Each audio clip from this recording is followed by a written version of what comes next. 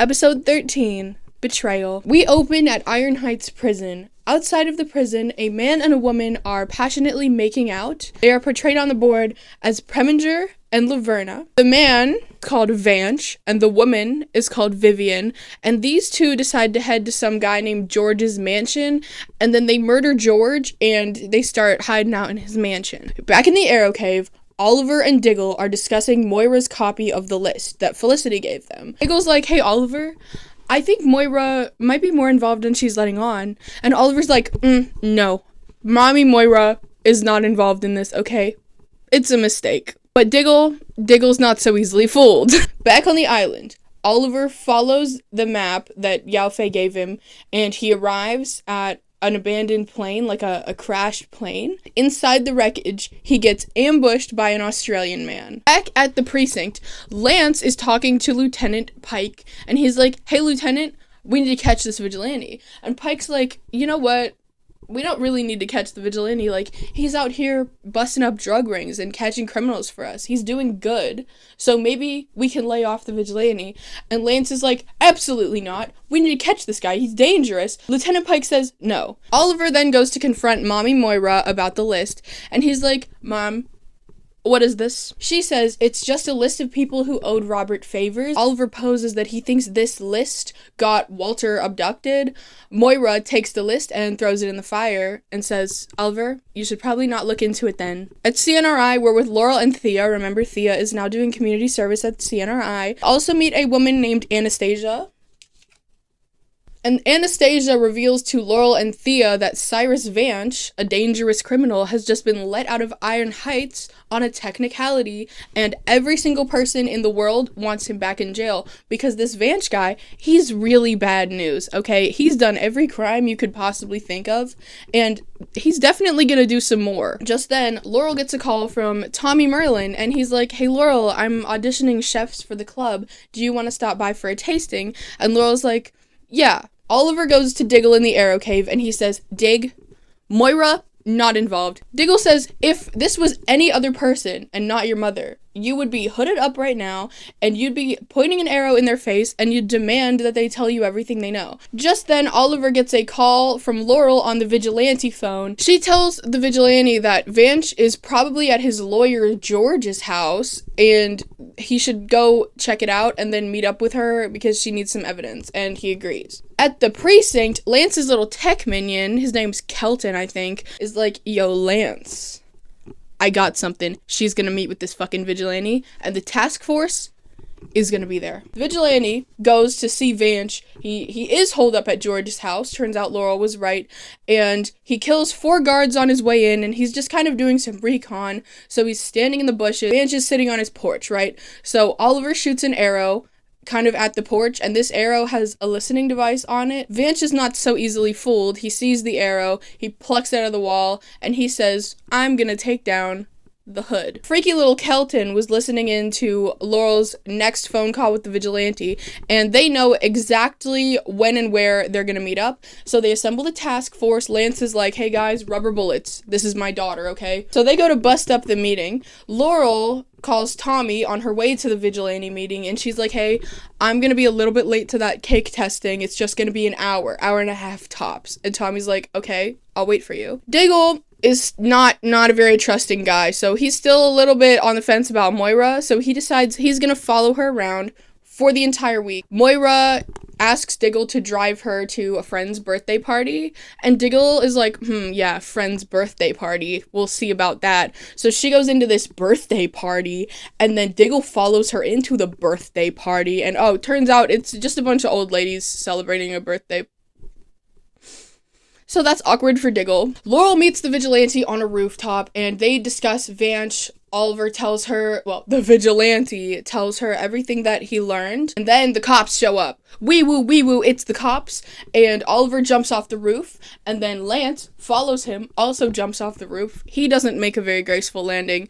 They chase each other, and then they get into a little fist fight. Vigilante wins, and Vigilante leaves. After this, Laurel goes up to her father and is like, hey dude, what the hell was that? Hey, I could have gotten killed. He's trying to defend himself, and then Laurel's like, well, This is why mom left, because you're a freak. Lance is like, give me the phone back. And so now Laurel doesn't have the vigilante phone anymore. After the meeting with the vigilante goes south, Laurel goes to Tommy and she's ranting about how her father used her as bait, and she slips up and mentions that she has been in correspondence with the vigilante over the past couple of weeks, months maybe, and Tommy is pissed. He's like, you've been talking to the vigilante? And of course he insults her a little bit and then leaves her in the rain. Vance is eating Cheerios and watching the news when Vivian comes in and she's like, my contact at CNRI just gave us some crazy intel. Vance and Vivian know that Laurel is connected to the vigilante. Tommy goes to Oliver and confides in him that Laurel was lying to him and she was seeing the vigilante in secret. Tommy Merlin does not like it when people lie to him, okay? So Oliver,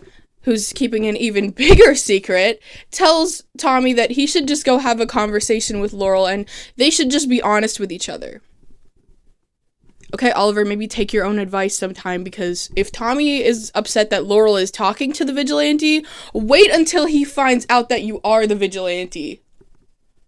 I don't think that's gonna go well. Back on the island, the Australian man tosses a sword at Oliver and is like, fight me. Oliver has absolutely no skill, and the Australian man is able to easily take him down, insult him, and then knock him unconscious. Laurel's at her house, and she's trying to call Tommy to apologize, but he's not answering. Just then there's a knock, knock, knock on Laurel's door, and she thinks it's Tommy, but it's not fucking Tommy. It's the goons. They're here for Laurel, so she's able to actually fight these two guys off on her own pretty much. She slams their feet in the door, she grabs a vase and cracks one over the head with it. She's actually pretty awesome and epic, actually. Then she's about to like run out of her house to get help, but who's standing in the doorway? Cyrus Vance. She's like stunned because holy fuck, that's Cyrus Vance, and also he has a taser. Diggle is driving Moira to an appointment with her accountant, and Moira's like, Dig, nothing nefarious happening in here, you can just stay in the car and wait for me.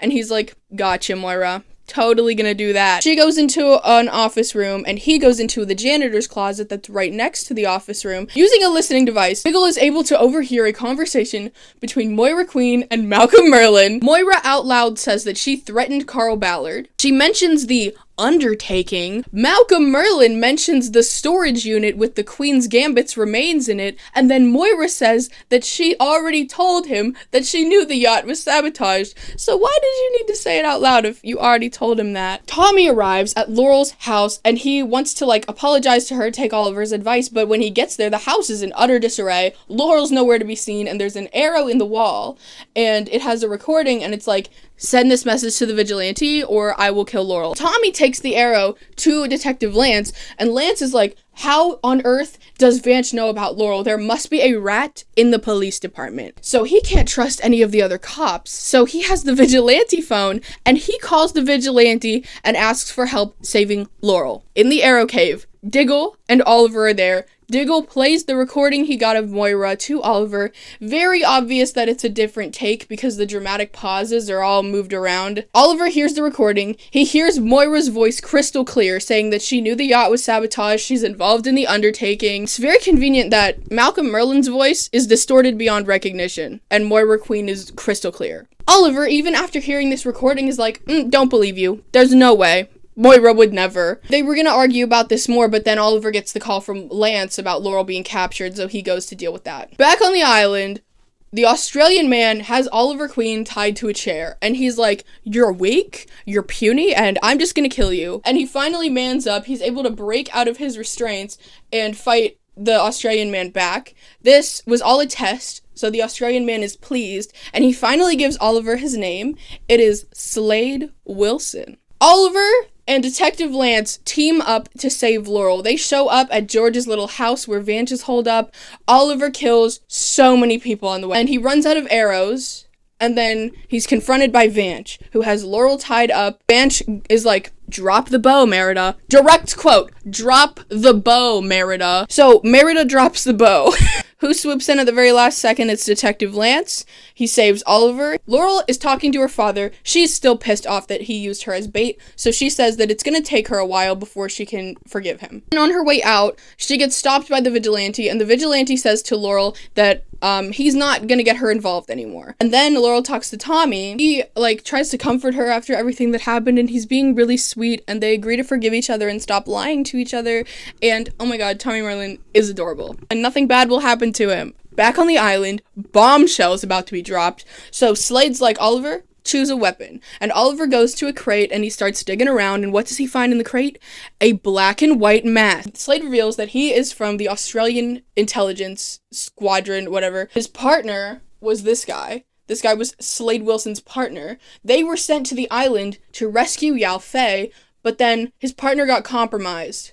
So Slade wasn't the one that tortured Oliver. That's a different guy. Back in the Arrow Cave, Oliver is finally ready to come to terms with the fact that Moira Queen may be a little evil. So he suits up to go and confront Moira. Oliver made 5 dramatic speeches. He had 8 smart remarks and 26 dramatic pauses. He also killed 14 people.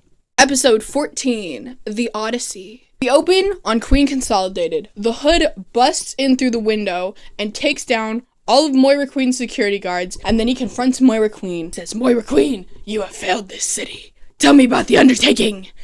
Tell me about Walter Steele. What is the undertaking? And then Moira's like, I don't know what you're talking about. She literally pulls out a family photo, and she's like, my children need me. Please don't hurt me. And then Oliver's like, oh, I can't do this to her. So he lowers the bow a little bit, and Moira Queen takes the moment where he lowers the bow. She pulls out a gun and she shoots the vigilante title screen. Felicity's minding her own effing business. She's walking out of her office from a long day at work. She gets into her car, and in the backseat of her car is the Hood bleeding out in her car. He reveals to her that he's actually Oliver Queen, and he asks her to take him to the Queen Industrial Building and not the hospital. And Felicity's like, Back at the Arrow Cave, Felicity and John start playing doctor for Oliver Queen. They have medical equipment down there and vials of Oliver's blood, just in case this ever happened, I guess. Back on the island, Oliver and Slade are training. Oliver sucks, okay? And Slade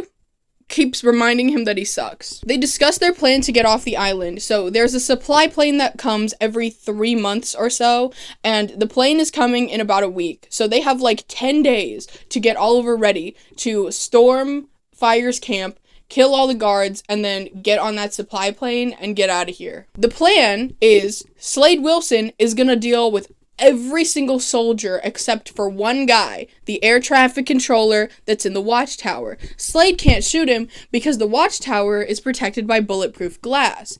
All Oliver Queen needs to do is take out the air traffic control guy in the watchtower. We have a little flash forward. Oliver has a nightmare about Laurel, and then he gets woken up, and it's the time. It's time. They're gonna go get that plane. But on the way, Oliver Queen, always the klutz, steps on a landmine, and oh no, some of Fire's men are coming his way. Slade hides in the bushes. Oliver standing on this landmine. These guys come up, and they're like, what the hell, dude? And then Slade kills them all and is able to get Oliver off the landmine. Meanwhile, at camp, Fires is talking to Yao Fei. He says, Mr. Yao Fei, I need you to start training my men on how to use a bow and arrow. And Yao Fei's like, archery takes years to master. Fires is like, better start now then, I guess. He also threatens a mysterious her. We get some Slade Wilson lore, okay? His partner, this guy, his name is Billy Wintergreen.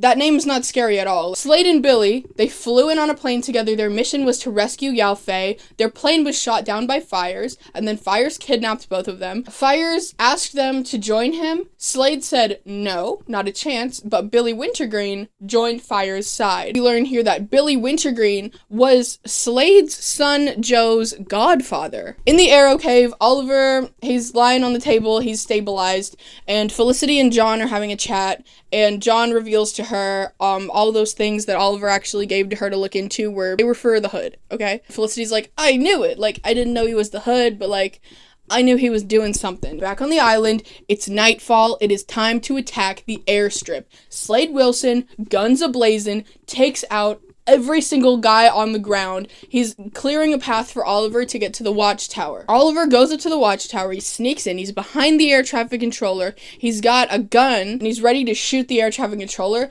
but he hesitates. The air traffic control guy sees Oliver, he attacks him, and now suddenly, Oliver is being held at gunpoint by the man in the watchtower. Slade Wilson shows up, kills the air traffic control guy. Slade leaves, and he's like, stay here. There's a phone in the watchtower. Oliver, in a moment of complete stupid weakness, picks up the phone and calls Laurel. Slade comes back and cuts the phone line completely off. He's like, mate, what you doing?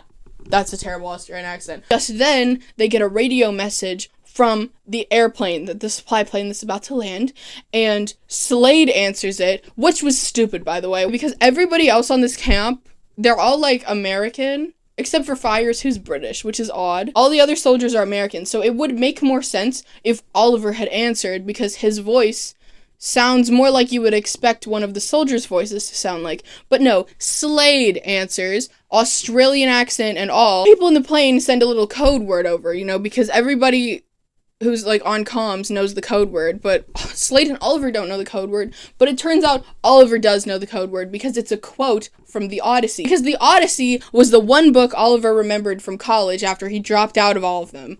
So, of course, Oliver knows the exact quote from the Odyssey, so he's able to finish the message, and then the supply plane comes in as planned. There is no way that Oliver Queen remembers one specific quote from the Odyssey. There's no fucking way. That's a huge plot hole. He dropped out of 4 colleges. You're telling me he remembers one specific quote from the Odyssey? I read the Odyssey.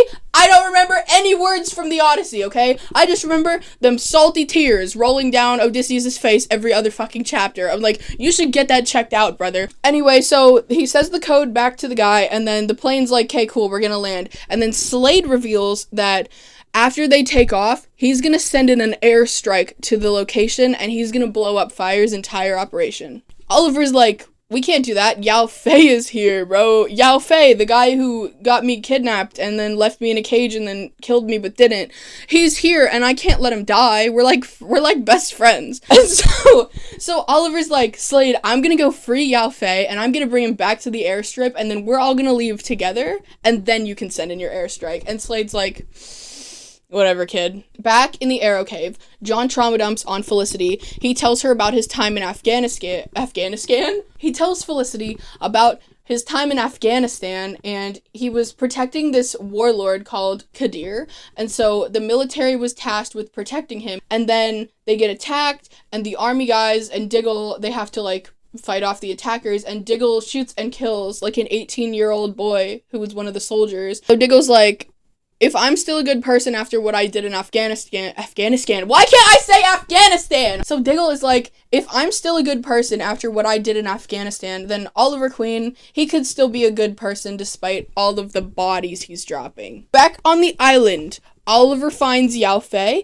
and he's like, buddy, we gotta get out of here. And Yao Fei's like, no, can't do that, can't leave. And Oliver's like, why not, bro? What is keeping you here? Yao Fei reveals that there's somebody on this island that he needs to protect, so he can't leave without them. Fires then enters the tent, and Yao Fei immediately punches Oliver, and it's so funny, it made me laugh. Oliver's about to be murdered by Billy Wintergreen. Still not scared of a man named Billy Wintergreen, but whatever. Then, bombs start going off, and this is the most epic shot I've ever seen, ever. Bombs start going off, and then guess who strolls up? It's Slade motherfucking Wilson, bro. And there's explosions going off behind him, and he looks so cool. Okay, he looks so cool in that scene. Literally had to pause, rewind, rewatch a couple of times because, damn, Slade comes onto the scene, and he and Billy Wintergreen get into a fight. Slade Wilson drives his sword through Billy Wintergreen's eye socket, and he kills him. And honestly, that's really crazy, Slade, because I've heard what comes around goes around. And then Fires shoots Slade in the leg. Oliver hoists Slade away, and they flee. Back at the abandoned plane, Oliver pulls the bullet out of Slade, and then he also makes a joke that he's stuck on an island and his only friend's name is Wilson.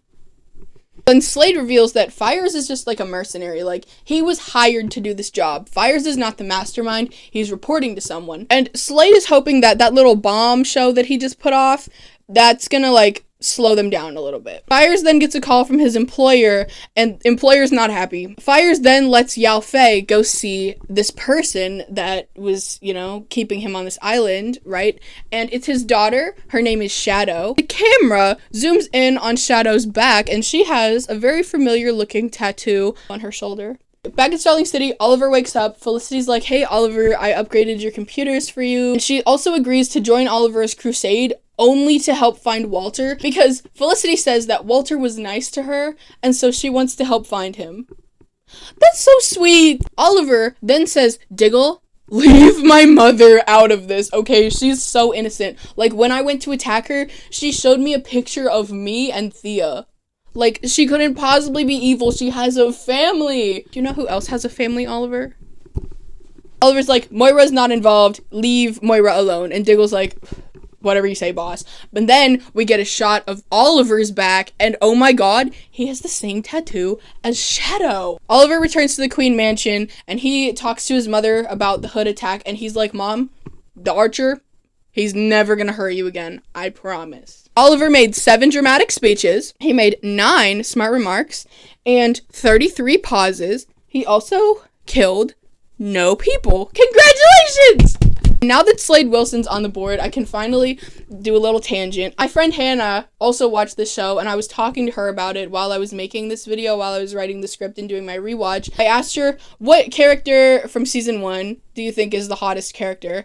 And she said, episode 15, Dodger. We opened on a diamond heist. So, there's 2 security guys that are supposed to be transporting a diamond. One of those security guys has a bomb collar around his neck. He steals the diamond and then gives the diamond to a man called the Dodger, portrayed by Preminger on the board because the Dodger is so Preminger coded. At the Arrow Cave, Oliver is telling Felicity and John that he wants to go after a man named Ken Williams. His driver's license says he's 6'1". This guy Ken Williams runs a pyramid scheme or something, but Felicity does a quick little Google search on Mr. Ken, and she finds out that he has a family. Oliver says, try and stop me, bitch. And then Felicity's like, I knew I shouldn't have signed up with you. And she leaves. Back on the island, Oliver is with Slade, and he's like, Slade is dying because that bullet injury that he got from fires, it's infected, it's not healing well. So Oliver decides that he needs to go back to the cave and find Yao Fei's magical herbs and then give them to Slade, and that will surely heal him. So Oliver goes out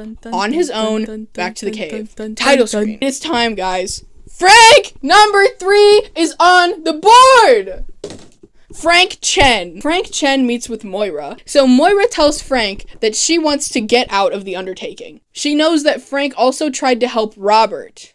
Oliver and Diggle go to Queen Consolidated and find Felicity Smoke, and they're like, hey, can you please help us find the Dodger? And she's like, fine. Dodger goes to a fence to try and sell his new diamond. The fence tries to pull a fast one on him, but the Dodger, he's a dangerous man, so he kills the fence, and then he goes to find a new fence. At Big Belly Burger, Oliver, John, and Felicity are there. They're discussing how they're gonna find and take down the Dodger when Carly shows up, and Felicity clocks the weirdness between Diggle and Carly. So Oliver's like, yo, Dig, I dare you to ask her out. And then he's like, fine, I will, as long as you ask McKenna out, and Oliver agrees to this, so Diggle goes to ask Carly out on a date. Then, during a conversation between Oliver and Felicity, Felicity refers to McKenna as Oliver's crush object with a badge, and she suggests that they bug McKenna's phone and then listen to her phone conversations because the police are also looking for the Dodger, so maybe if they listen to McKenna's phone calls,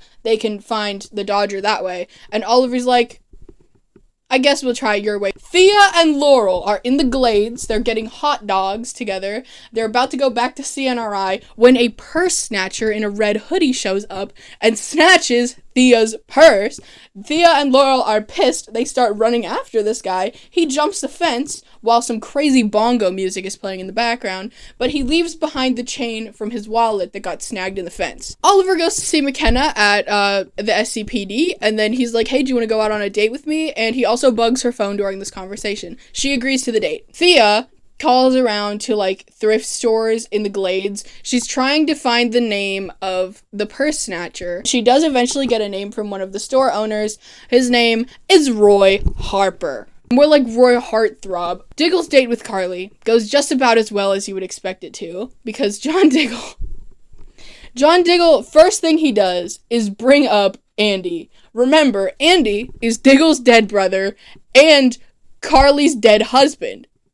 So that's a really weird thing to bring up on a first date, my man. And Carly, she's like, yeah, that was really weird of you to do. So she demands to be taken home. Oliver's date starts off okay until McKenna asks about the island. And Oliver's like, bitch, I don't want to talk about it. I don't want to talk about it. I don't want to talk about it, okay? And he refuses to tell McKenna anything about the island. And she's a little bit upset by this. She's like, why aren't you being honest with me? But then she gets a phone call, and so she has to leave. And then Oliver listens into her phone call. On the island, Oliver makes it to the cave. But when he gets to the cave, there's a man in the cave. I didn't print out a picture of him, but I'm depicting him as Wenlock on the board. Oliver finds this guy, Wenlock. His name is Alan. So this guy, Alan, is in the cave. He's all beat up and bloody and bruised, and he's also tied up. And Alan claims that he's been shipwrecked, and he's the only survivor, and he just wants Oliver to untie him. The Dodger meets with a new, sexier fence, but they get interrupted by the SCPD. The Dodger gets cornered by the Hood, but he does evade the Hood by throwing one of his bomb collars at him,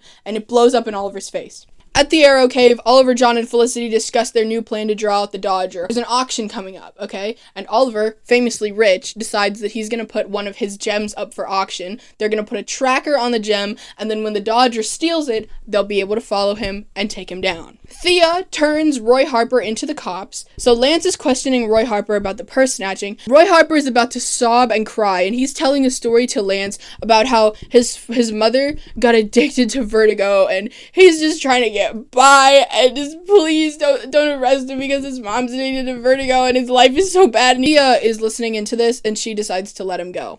Moira meets with Frank, number 3, and she's like, hey, if this plan goes south, I need you to help me find Walter, because Moira still doesn't know where Walter is. And she's like, Frank, I need you to find Walter, because if our plan goes south, I'm worried that Malcolm's gonna just kill Walter. At the auction, Felicity looks so cute in her dress. She's tracking the location of the diamond, and of course, the Dodger steals the Queen Diamond, and Felicity goes to confront the Dodger by herself, and of course, the Dodger puts one of his collars on her. Felicity she's got this collar on. Diggle is trying to, open it up and disarm it.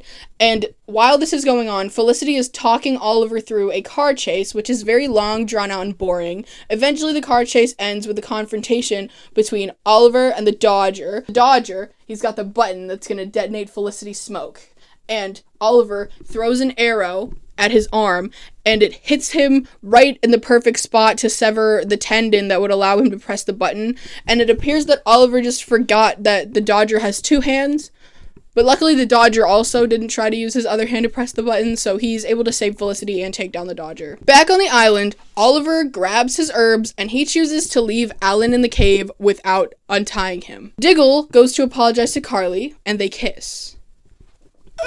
Thea tracks down Roy Harper in the glades. She goes up to his trailer and she's like, I want my purse back. And he gives her the purse back, but not before delivering a dramatic ass speech to her.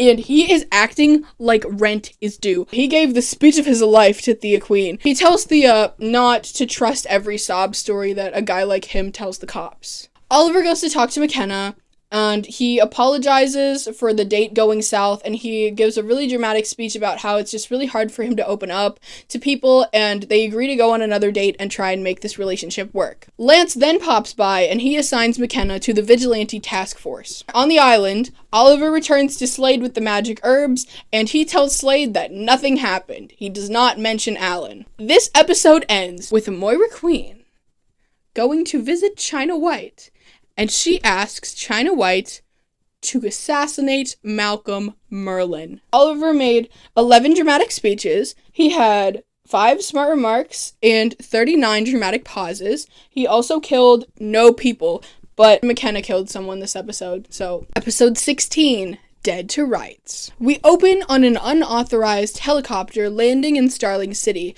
The man who gets out of the helicopter's name is Guillermo Barrera, but Oliver pronounces it Guillermo. Guillermo Barrera, you have failed this city. Guillermo gets shot. Title screen. At the Arrow Cave, John is trying to train Felicity on how to fight, but Felicity She needs some work. Oliver comes in, and he asks Felicity to try and crack Barrera's phone so that they can figure out who his hit is, because Barrera is a known hitman. So he obviously came to Starling City to pull off a hit. Whoever hired him is just going to go hire another assassin if they don't do something soon. Oliver then leaves to go on a date with McKenna. On the island, Oliver and Slade are discussing how now that they missed the supply plane, there's no way off the island. Oliver then finds a radio. The radio that was in the plane. And Slade's like, that thing doesn't work. Like, I tried to make it work. And Oliver's like, my dad used to be a pilot, so, I know a thing or two about how to fix radios. And you'd think that I would say this is a plot hole, but I have a degree in avionics, so, I believe Oliver can fix it. If I can do it, Oliver Queen can do it. The date that McKenna and Oliver are going on is actually to Tommy's birthday. It is at Laurel's house. It's just Tommy, Laurel, McKenna, and Oliver. And surprisingly, this is not awkward because McKenna and Laurel are actually old friends too, and everyone gets along. McKenna finds a photo. It's of Sarah and a little canary. And Laurel tells a very inconsequential story about how they had a canary that kept them up at night, and Sarah loved that bird. And it's probably not important, so I don't know why I mentioned it. So there's a knock on the door, and you would think that by this point Laurel has PTSD and wouldn't want to answer it, but no, she runs right to the door and answers it, and guess who it is? It's Malcolm Merlin! He wants to talk to Tommy. He wants to wish his son a happy birthday. So Tommy and Malcolm go outside in the hallway, and they have a little chat. Tommy is not happy to see him. He's like, Dad, did I fucking invite you? No, so leave. Malcolm is like, Tommy, I know we're not exactly seeing eye to eye right now. I know you're a little bit upset with me, but the city is honoring me with a humanitarian award, and I would appreciate it if you came to the ceremony. Tommy says, oh, what? They run out of actual humans to give it to? Hey, Tommy, ESPA called. They want you in the lineup. Tommy Merlin, 5th member of ESPA, because that was savage. Tommy lays into his father, and this is just so cathartic for me because oh, I wish I had the balls Tommy Merlin has. So Tommy disrespectfully declines Malcolm's invite, and Malcolm turns around and he walks away. And as Malcolm's walking away, Tommy goes, you know what, Dad? And Malcolm pauses, still facing the other direction, and he smirks a little smirk because he thinks Tommy's about to change his mind. So he turns around, he's like, and Tommy says, sometimes the people that you want there the most aren't. You taught me that. Multiple times.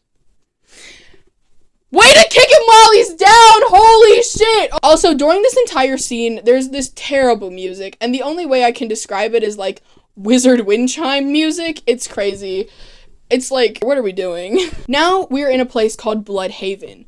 Brace yourselves for this, okay? So, China White rolls up to a hotel in Bloodhaven, and who is she meeting with?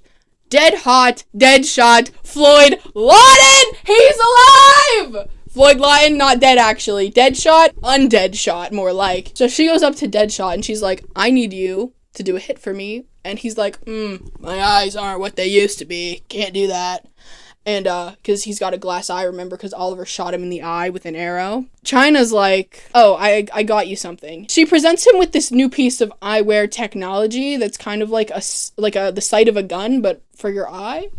You know what Deadshot looks like. You've seen Deadshot before. In case you forgot who the high-profile target is, in the very next scene, we see Moira and the third Frank, and they are discussing the hit on Malcolm Merlin. The hit is going to happen at the humanitarian award ceremony tomorrow. Then, Frank and Moira go inside an office building, and who is leading a meeting? It's Malcolm Merlin. Malcolm is like, everybody, I'm so pleased to announce the undertaking.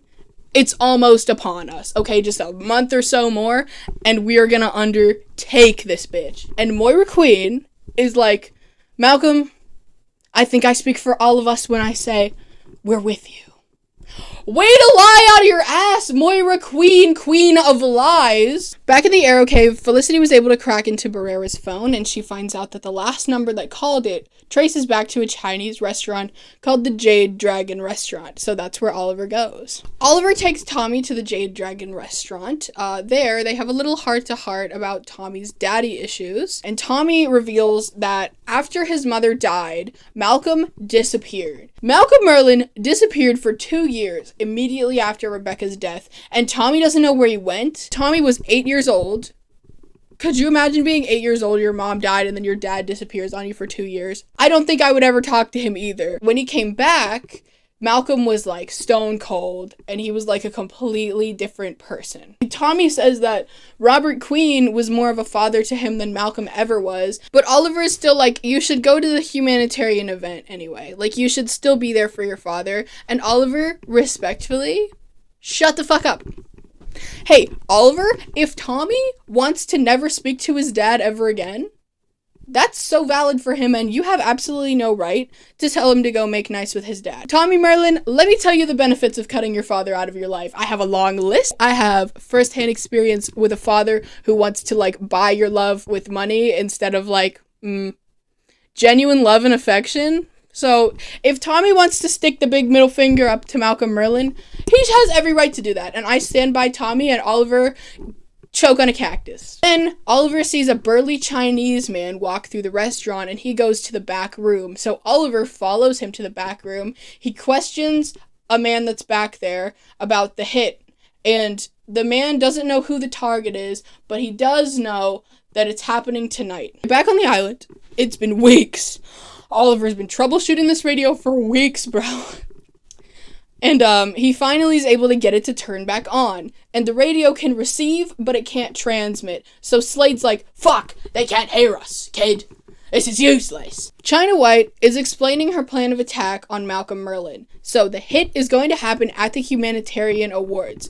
She has men that are going to be dressed up like waiters. They are going to pull the fire alarm. And then when everyone evacuates the building, Deadshot from a couple streets over is going to take the hit on Malcolm. Dipshit Oliver Queen successfully convinced Tommy to go to Malcolm's humanitarian event. If Tommy would just cut Malcolm out of his life, that would honestly be for the best. Tommy, I know your future. Please don't do this. Tommy Merlin, please get out of there. Tommy says, Laurel, I'll go by myself because I know you're busy. And then Tommy leaves to go to the humanitarian event, and Laurel gets a call from her mother, and she ignores it. At the humanitarian thing, Malcolm Merlin comes up to Moira, and he asks her if she'll go have dinner with him after, and she says, oh my god, yes, I'd love to do that.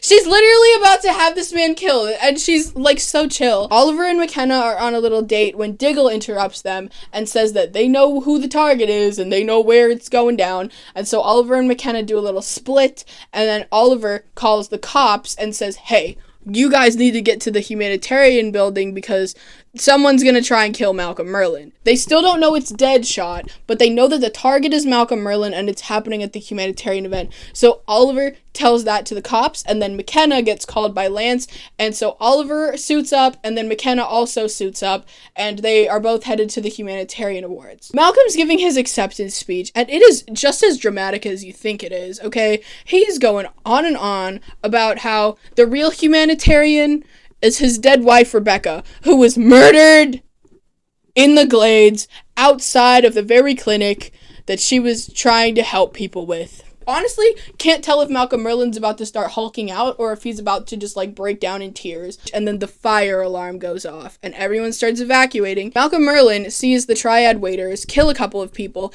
and so he immediately knows what's going on, and he looks for Tommy. Malcolm finds Tommy, and they start running. They don't leave the building with everyone else. Malcolm is leading Tommy upstairs to his office, because this is at the Merlin Global building. A nasty-ass glass Merlin Global building. So they're climbing the steps, they're running to an elevator, and Tommy and Malcolm have this exchange. Tommy's like, who are those guys? I don't know. They were trying to kill you. Yeah, it seems that way. But Malcolm explains to Tommy that there's a panic room in his office, and they're just gonna get up there and they're gonna hide. Kind of unfortunate that the entire building is made out of windows, so there's absolutely no way for them to avoid Deadshot. China White shows up, and she's looking like a snack in her dress. She fights the Hood guy, who's also there, so the Hood shows up to protect Malcolm and Tommy. On the way to the panic room, Malcolm and Tommy get attacked by two armed waiters. So Malcolm punches one of them in the throat, and then he grabs the gun from one of them, and he shoots the other one in the head, right in front of Tommy. Tommy and Malcolm get to the penthouse office, and Tommy's like, hey, Dad, how the fuck did you learn how to do that? Like, where did you learn how to do that? And Malcolm is not answering his questions. Malcolm Merlin opens his little panic room, and inside the panic room is the other Archer costume, okay? It's in there. But before Tommy can see the costume, Deadshot shoots through the window, and it knocks Malcolm over, and he ends up closing the panic room door, and so they never get in the panic room, and Tommy never sees the other Archer outfit. The Hood has China White on the ground. He's got his bow in her face, and then McKenna Hall shows up, and she says, "Drop your weapons." Deadshot unloads at least 3 bullets into Malcolm Merlyn's chest. Bam, bam, bam. Malcolm's on the ground. Tommy runs over. He's like, "Oh my god, my dad just died. Holy shit." But Malcolm's not dead because he was wearing a bulletproof vest. But wait, their bullets are poisoned. So your bulletproof vest, fucking useless. Oliver, it manages to escape McKenna, and he shows up in the penthouse office as the Hood, and he's like, "Tommy, I can help you." And Tommy is like, "Stay the fuck back." He's got a gun and he's pointing it at the vigilante. Vigilante bends down, picks up one of the bullets, sniffs it, goes, "Your dad's gonna fucking die, bro. Those bullets are laced with curare, and unless you let me help you right now, Malcolm Merlyn is going to suffocate in like 4 minutes." And Tommy's like, "Why should I trust you?" And then Oliver makes the decision to pull his hood back and reveal himself as the vigilante to Tommy Merlyn. Could you imagine being Tommy Merlyn? The day he must have been having. Oliver goes up to Malcolm Merlyn and he's like, "I don't have the magic herbs on me, so we need to do a blood transfusion." This scene pisses me off so much. Oliver finds a first aid kit. Inside the first aid kit is everything he needs to do a homemade blood transfusion. We got the needles, we got the tubes, we got it all. So in the dark, Oliver is able to play doctor with Malcolm and Tommy, and he, gets the blood transfusion all set up in the dark. He manages to find a vein without a tourniquet in the dark. I've had some IV experience in my time. Even in a brightly lit room, it takes like a professional doctor, professional nurse.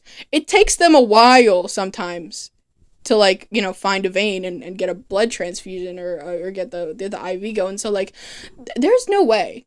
There's no way Oliver was able to do that. The blood transfusion is a success, and Malcolm Merlyn lives to see another day. Oliver makes a getaway before Malcolm can see his real identity. Outside, the cops and the paramedics are there, and Lance goes up to Tommy and he's like, "Is the vigilante a friend of yours?" And Tommy's like, "I have no idea who he is." Moira is also on the scene, and she's looking at Malcolm, who is still fucking breathing, and she's like, back on the island, Oliver realizes that they don't need to transmit. They can just use the receiver and listen in on Fire's conversations. And they hear over the walkies that they're talking about something called Scylla, which is another Odyssey reference. So Slade and Oliver go to find out what Scylla is. Oliver, in the Arrow Cave, goes up to Diggle and he breaks the news to Diggle that Floyd Lawton is still alive.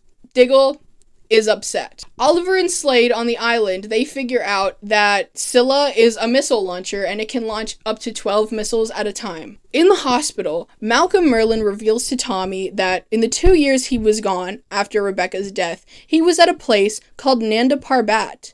At Nanda Parbat, he met a man there who taught him a lot of things and showed him the way to make his city a better place. Before he can explain any further, Moira Queen comes in, and Malcolm asks Tommy to leave, and then he tells Moira that they need to find the rat. There's a rat among them who tried to just kill him, and they need to find out who it is. Tommy goes up to Oliver, who's also in the hospital, and he's like, "Were you ever going to tell me that you were the Hood?" And Oliver's like, "No." This episode ends with Laurel getting a visit from her mother, and her mother thinks that Sarah might still be alive. Oliver gave 10 dramatic speeches, he gave 3 smart remarks, and 34 dramatic pauses. He also killed 3 people. Episode 17, The Huntress Returns. Sorry if I'm being really quiet. My sister is in the other room. We open on a nightclub, a strip club perhaps, because there is a woman in red lingerie doing a pole dance to Nicki Minaj's Va Vroom. Another woman walks up to this fat man and asks him if he would like some alone time with her. They go to a back room. Turns out this woman is Helena Bertinelli, and she is wearing a very slutty Shadowheart cosplay, and she looks hot. The man that she has just brought into a corner, his name is Gus. He is Frank Bertinelli's attorney. She wants to know, where is Frank Bertinelli? Because the FBI have him in a safe house, and she wants to know if Gus knows where that safe house is. Gus does not know. She shoots him twice in the chest and then leaves on a motorcycle looking like a snack.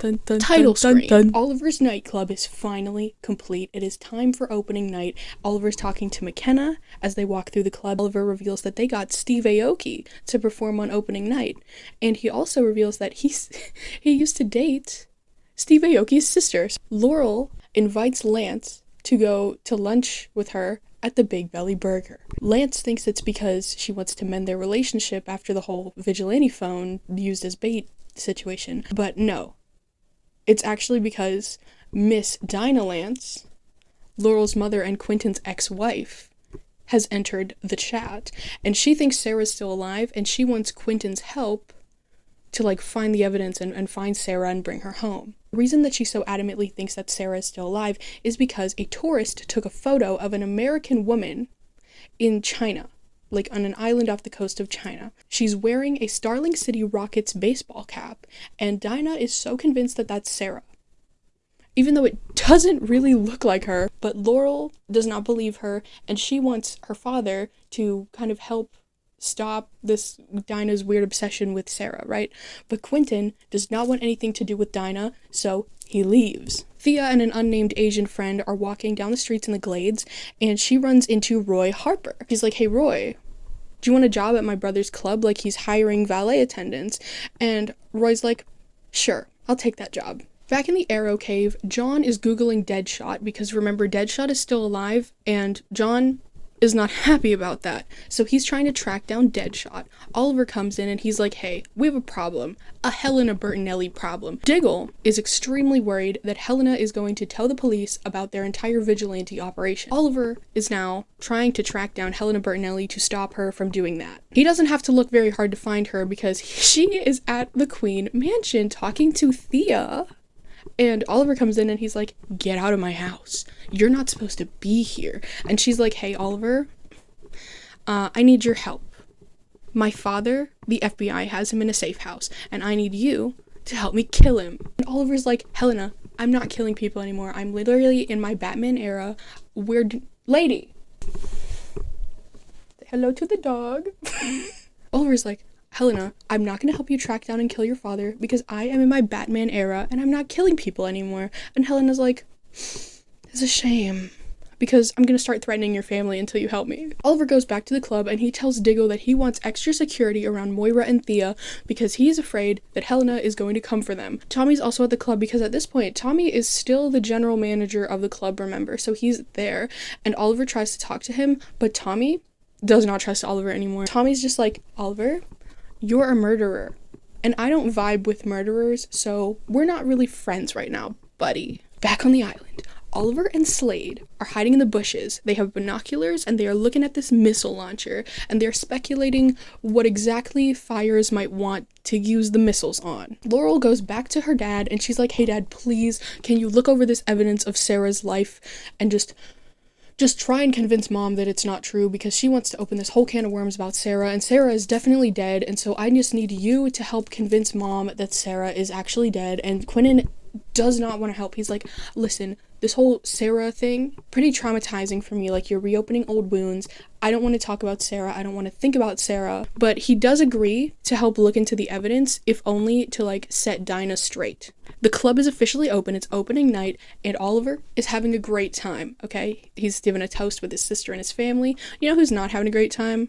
Tommy Merlin. He is sitting at the bar, sadly watching as Steve Aoki absolutely pumps that crowd up from across the room. Laurel goes over to Tommy. She's like, hey, you look upset. Is there something you want to talk about? He's like, no, there's nothing wrong, Laurel. I'm fine. And then he steps out. On his way out, he runs into everyone's favorite psychopath, Helena Bertinelli. Actually, my favorite psychopath is Malcolm Merlin, but everyone's second favorite psychopath, Helena Bertinelli. Oliver then goes downstairs and finds Helena Bertinelli has Tommy in like a chokehold, and she's threatening to kill him or hurt him or something, and Oliver's like, Helena, let him go, oh my god, leave Tommy Merlin out of this, he's too precious. Helena's like, I will only let Tommy go if you agree to help me track down and kill my father. And he's like, fine, I'll do it. And then she lets Tommy go. Diggle confronts Oliver in the Arrow Cave immediately after this, and this is my favorite scene in the entire show. It's so good that I actually did a TikTok where I memorized the entire scene, beat for beat, pause for pause, line for line. That's really good. You should follow my TikTok. And then Oliver says this absolute banger to Diggle. He's like, what would you do?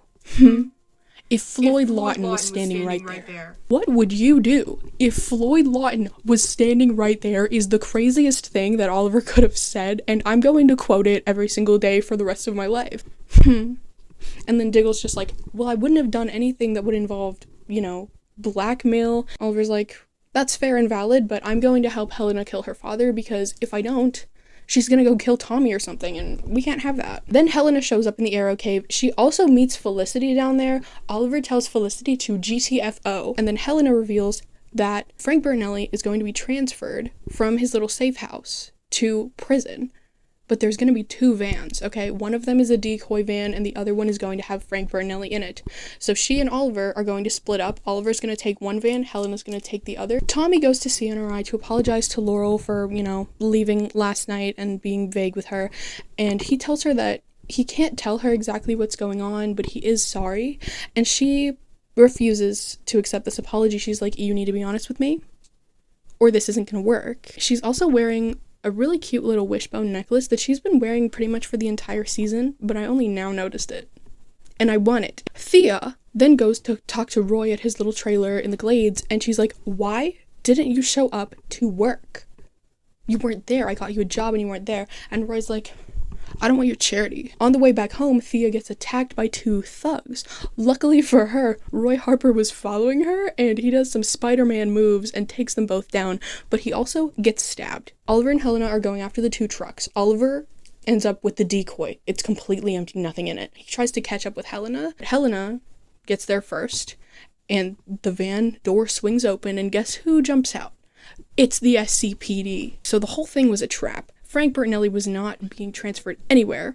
Shut up! SCPD jump out of a van, and they surround Helena Bertinelli. They arrest her. This is a glaring ass plot hole to me, because if they knew that Helena and the vigilante were working together, then why wouldn't they just put cops in both of the cars? So then you could have caught Helena and the vigilante, but no. I guess they only had enough cops for 1 car. Plot holes just keep getting bigger and bigger and bigger. First the Odyssey, then the blood transfusion, and now the police are just so incompetent. Anyway, Helena gets arrested and Oliver gets away. At the precinct, Helena is being questioned by Lance and McKenna. They're like, tell me who the Hood is. You know who the Hood is. Tell us. And she says, it's Oliver Queen. And of course, they don't believe her because Oliver Queen's not the Hood. And just then the lights get cut and then the Hood shows up to save Helena. Roy and Thea are in the hospital getting Roy's stab wound stitched up. Roy needs to be injected with a little shot, and Roy's afraid of needles, so he's freaking out, and to distract him from the needle, Thea kisses him right on the lips. Oliver, after freeing Helena from the cops, is like, you need to get out of Starling City. Back on the island, Oliver and Slade, they manage to take out every single guard that is around the missile launcher, and then instead of destroying the missile launcher, Oliver gets the bright idea to just remove the circuit board, so that way they can't use the missile launcher. Oliver goes back to McKenna's house, and they have some fade to black sex while an Ed Sheeran song plays in the background. We got Nicki Minaj, Steve Aoki, and Ed Sheeran in the same episode. Bonkers. Helena goes to Queen Consolidated, and she forces Felicity to hack into the FBI database to find where her father actually is. Oliver and Diggle show up, and they free Felicity, and they all head out to stop Helena from killing Frank. At the safe house, Helena kills 9 guards before Oliver shows up and stops her from making it 10. He shoots the crossbow out of her hands. Helena immediately grabs a shotgun. You know what? There's just something about women with shotguns. Helena has a shotgun. She jumps out of the window with the shotgun, running after Frank. Oliver also jumps out of the window, and he's running after Helena. Oliver then shoots Helena, but she's able to catch the arrow right in front of her face before it hits her, and she's like, you would have killed me. And then they start fighting hand-to-hand combat style. Oliver is ready to shoot her again. He has her down and he's about to put an arrow in her when McKenna shows up on the scene. She is standing behind Oliver. McKenna says, "Drop your weapons." Oliver has no choice but to lower the bow, and in that moment, Helena Bertinelli grabs the shotgun that's lying on the ground and she shoots McKenna right in the chest. At the hospital, Oliver goes to see McKenna, who survived that shot somehow. And she's like, "I have to move to Coast City and I can't be a cop anymore, and so we have to break up." Dinah visits Detective Lance at SCPD and he tells her that he's ready to help her look into Sarah. He's finally ready to help put these rumors to rest. Tommy goes back to Oliver, and it seems like Tommy is finally coming around to the idea of maybe Oliver's not actually a bad guy. Maybe he's still my friend. Probably should mention this. In the description of this video, there is a link to a Google Doc. I have detailed charts, one for each episode. I list every single character, and I list the amount of dramatic speeches they had, the amount of dramatic pauses, the amount of smart remarks, and the amount of kills that each character has. And at the end of that document, I have a list of totals for all the main characters. So if you're interested in seeing that, it's in the description. But anyway, Tommy seems to be coming around to the idea of Oliver being the vigilante, but Oliver is in his depression era because of what happened with McKenna. This episode ends back on the island with Oliver radioing Fires, telling him, "I have your circuit board and I'm going to trade it for a way off this island." In episode 17, Oliver gave 10 dramatic speeches. He had 3 smart remarks and, oh god, 36 dramatic pauses. He also didn't kill anyone, but Helena killed 10 people and Slade killed 9 people. Episode 18, Salvation. We open in the Arrow Cave. Oliver is doing pull-ups or something while Felicity watches. They say that they're going to go after a man named John Nichols. So the hood suits up, heads to Nichols' place, but oh, he's not there. Somebody else got to John Nichols first. We actually see John Nichols is tied up in a van by an unknown attacker. Back in the Arrow Cave, Oliver's like, "John, Felicity, we need to go after whoever just went after Nichols, because I don't like the idea that there's someone dangerous on the streets." And then Felicity looks at him like, and he's like, "Somebody else dangerous on the streets." Other people don't show his level of restraint. Hey Oliver, your level of restraint, it's in hell, okay? The bar, in hell. On the island, Oliver and Slade are talking to Fires on the radio, and he agrees to give them a boat in return for the microchip for the missile launcher. Title screen. Thea and Roy are at Roy's little trailer, and they are getting pretty spicy, but then there's a knock at the door. Roy goes to answer it. It's some thuggish looking dude. He gives Roy a brown paper bag and says that he needs to meet him at 11 p.m. and not be late this time. Thea grabs the brown paper bag. What's in there? A gun. Thea finds it and she's like, "Whoa, why do you have a gun?" And Roy's like, "Yo, don't worry, it's empty." And then he empties out all of the bullets. And he's like, "I'm just gonna go rob a liquor store, like I'm not gonna actually shoot anyone."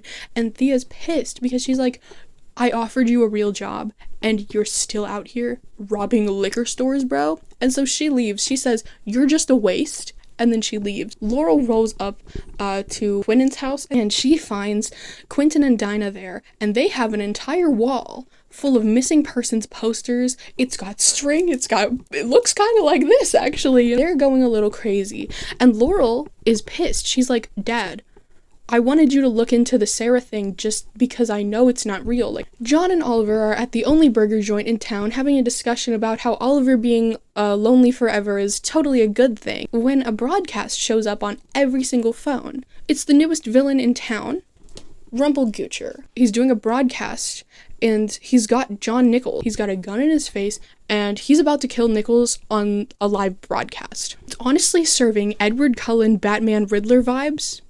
Like, the exact same vibe. Back at the Arrow Cave, they're trying to find out as much information as they can about the bootleg Riddler. Suddenly, there's another broadcast. Okay, the Riddler has already got his second victim. It is Assistant District Attorney Gavin Carnahan. He pulls the tape off his mouth and he's like, "State your case.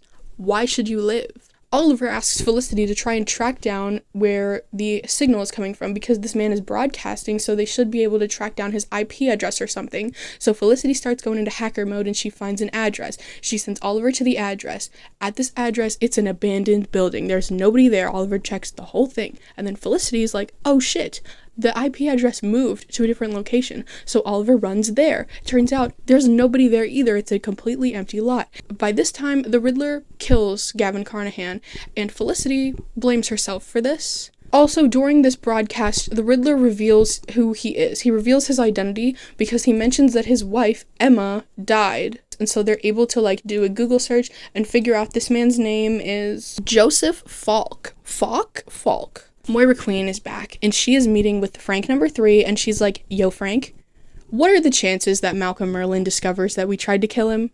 What are the chances of that, exactly? And Frank's like, don't worry. Very slim, okay? I wired all the money through offshore accounts, like in China, like he's never gonna know. She also says, Frank, there is nothing I won't do to protect my children. And if I was Frank Chen right now, alarm bells would be going off in my head. At CNRI, Thea goes up to Laurel and she's like, hey, I need some dating advice. You're notorious for dating bad boys. I think I have a crush on a bad boy. What should I do? And Laurel says, maybe run. Then Laurel gets a call from the Chinese embassy because she was looking into the photo of that girl with the rocket's hat on the Chinese island, and it turns out that this girl, she's in Starling City. So Laurel calls her and asks her to come to CNRI. Oliver and Slade, on the island, they meet up with Fires. Turns out Fires wasn't going to give them a boat, okay? There was never a boat. Fires is like, you give me the circuit board and I will give you Yao Fei's daughter. If you don't give me the circuit board, I will kill Yao Fei's daughter. Laurel calls Quentin and Dinah to meet her at CNRI. So, Quentin and Dinah show up at CNRI and Laurel introduces them to Jennifer, the girl from the photo, not Sarah. Dinah is sad and she leaves in tears. Thea goes to see Roy. She tries to convince him to not rob the liquor store. Just then, a man shows up and he, drugs Roy and throws him in the back of his van. Roy cannot defend himself because the gun famously has 0 bullets. So Roy has been kidnapped by the Riddler and Thea is left knocked out on the street. We're at the nightclub and another broadcast is put on the screen and it's the Riddler's latest victim, Roy Heartthrob. He kidnapped Roy and he's like, Roy Harper, you're just another gangbanger, just like the ones who killed my wife. Thea runs to the club and asks Oliver for help. She's in tears, she's freaking out. She sees Roy on this broadcast about to get blasted, and Oliver's like, I got you. Flash sideways to the Queen Consolidated office building. Moira Queen is on the phone with Malcolm Merlyn. She's walking to her desk or something, and he says, hey Moira, a member of the Triad has been arrested, and I've already had my men question him, so by the end of the night, we're gonna know who the rat is. And Moira nearly trips. Like, she keeps her cool most of the time. She nearly trips and falls over. She's freaking out. Dinah is packing up her missing posters, and she's about to go back to wherever she came from, and Laurel and her dad are there, and they're like, you don't have to leave, I'm sorry that wasn't Sarah. And then Dinah reveals that she knew that Sarah was getting on the boat with Oliver, and she blames herself for Sarah's death because she didn't try and stop her. And then Dinah starts crying, and then Quentin starts crying, and then Laurel starts crying, but I didn't cry. Can't get me. Miss me with that. Felicity is able to isolate a sound from the Riddler's broadcast, and Diggle is able to recognize that that is the sound of a subway car. But the subways in Starling City have been out of commission for years. So the Riddler must be using the decommissioned subway lines, and that's why they can't get a signal on him, because he's constantly moving. Back on the island, Oliver and Slade are now fighting against Fires, because they're not giving him the circuit board. Oliver, Slade, Yao Fei, and Shadow try to escape Fires, but Yao Fei gets shot, and they have to leave Yao Fei behind, but Slade, Oliver, and Shadow manage to get away. Oliver gets to the subway car just in time for the Riddler to rip Roy Harper's tape off his mouth, and he's like, Roy, state your case. Why do you deserve to live? And Roy says, I don't. Just kill me. No one would miss me. I'm just a waste. And Thea is watching this broadcast like, oh my god. The feed cuts out when the Hood shows up to the scene, so now Thea and the rest of the world do not know what's happening. But the Hood confronts the Riddler, and he has to shoot the Riddler in order to save Roy, ending his no-killing Batman era. Roy and Thea reunite, they hug, Thea leaves to clean herself up because she is a mess, and when Thea leaves, Roy pulls out a green arrowhead from his pocket, a little souvenir that he picked up from the scene. Laurel goes to the club looking for Tommy, but he's not there, so she settles for Oliver, and she tells Oliver about everything that's been happening with Tommy, like lying to her, and everything with Sarah that's just been happening, and she's been having a pretty bad couple of weeks, and Oliver's like, hey, why don't we go out to lunch or dinner or something together? And she's like, I would like that. During this scene, Stay by Rihanna is playing in the background. Back on the island, Oliver and Slade are talking with Shadow. She reveals that she can speak English. Also, they hid the circuit board somewhere on the island, but Fires found it, so they have their missile launcher again. Shadow actually does know what Fires is planning, but she doesn't reveal it yet. So Moira meets with Frank, and she says, hey Frank, I'm really sorry. I had no choice, but I had to turn over the evidence of your offshore transactions to Malcolm, so he knows that you tried to kill him. And before Frank can be like, Moira, what the heck, he gets shot by an arrow. And who's standing right behind them? The other archer. And the other archer's like, okay, I'm gonna go kill the rest of Frank's family to send a message. And Moira's like, oh my god, no, don't do that. Like, we already sent a message, buddy. And the other archer agrees that he doesn't need to kill the rest of Frank's family. In the arrow cave, Oliver tells Felicity that if she ever needs to talk, he's there for her, and they actually have a cute little moment, but I still hate Oliver Queen. The subway lines are pulled up on the computer because remember they were just tracking a guy down in the subway, and Oliver notices that the subway lines match up exactly with the symbol that is on his father's little list. So they deduce that whatever the undertaking is, it has to do with the subway lines, which has to do with the Glades. Oliver made 8 dramatic speeches, 3 smart remarks, 29 dramatic pauses, and he killed 1 person. Episode 19, Unfinished Business. We open at the club. There's a blonde girl who has popped some vertigo, and then she leaves the club, and then she gets run over on a bridge. Oliver and Tommy are at the club, and they're going through the thong-filled Lost and Found. The U-Bard thong. So Lance shows up to question Tommy and Oliver about the vertigo, and Oliver wants Tommy to look into it because, like, if somebody from their club is selling vertigo, the hood is going to have a chat with them about that. Lance goes to the loony bin to talk to the Count. When Lance goes to talk to the Count, he's literally just in his little cell, just repeating, "You have failed this city, you have failed this city," like he is crazy. And so Lance leaves because he's not going to get any info about vertigo from this man. Back on the island, Oliver is watching Slade and Shadow fight each other. They're low-key flirting with each other, so I'm sure that'll end well. Shadow's like, Oliver, I'm gonna try and train you. Diggle and Oliver are at the Arrow Cave. They're talking about the vertigo situation. Felicity shows up and turns on the news. It turns out the Count escaped, and then Oliver flips over an entire table in rage. Title screen. Lance goes back to the loony bin, and he questions the same doctor again. The doctor is Preminger coded, and he is very suspicious, and the doctor is like, listen, the Count was faking being crazy. Like, he held me at gunpoint and forced me to let him out of the building, so I had no choice. Frank number 1, Lieutenant Frank, tells Lance that he thinks that Tommy and Oliver are pushing vertigo at their club because he looked into their bank statements and found out that there's $10,000 just missing. Detective Lance goes to question Tommy. Diggle returns to the Arrow Cave after buying drugs for Oliver, and he says, "The person of color has successfully bought your drugs." Is the show trying to be self-aware? Or...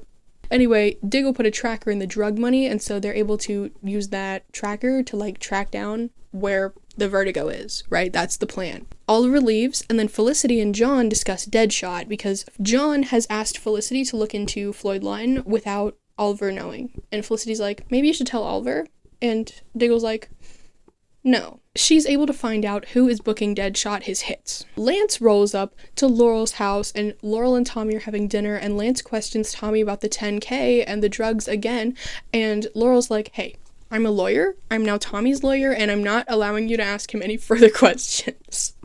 And Lance is like, okay, we'll see about that. Back on the island, Oliver is being trained by Shadow, and she is having him slap water in a bowl over and over again.